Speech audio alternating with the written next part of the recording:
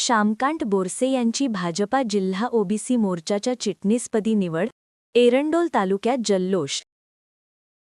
भारतीय जनता पार्टीच्या जळगाव जिल्हा ओबीसी मोर्चाच्या जिल्हा चिटणीसपदी श्यामकांत बोरसे यांची नुकतीच निवड करण्यात आली आहे. नामदार गिरीश महाजन यांच्या मार्गदर्शनाखाली झालेली ही निवड आगामी काळात पक्षाची संघटनात्मक बांधणी मजबूत करण्याच्या दृष्टीनं महत्त्वपूर्ण मानली जात आहे. जळगाव येथील जीएम फाउंडेशनमध्ये आयोजित विशेष कार्यक्रमात ही घोषणा करण्यात आली. राज्याचे ग्रामविकास मंत्री ना गिरीश महाजन यांच्या आदेशानुसार आणि जिल्हाध्यक्ष राधेश्याम चौधरी यांच्या हस्ते बोरसे यांना नियुक्तीचे पत्र प्रदान करण्यात आले.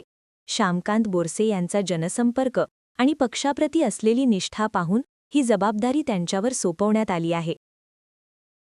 श्यामकांत बोरसे यांच्या निवडीचे वृत्त समजताच त्यांच्या मूळ एरंडोल तालुक्यात कार्यकर्त्यांनी आनंद व्यक्त केला आहे. समाजातील सर्व स्तरांतील नागरिक आणि पदाधिकाऱ्यांकडून त्यांच्यावर अभिनंदनाचा वर्षाव होत आहे.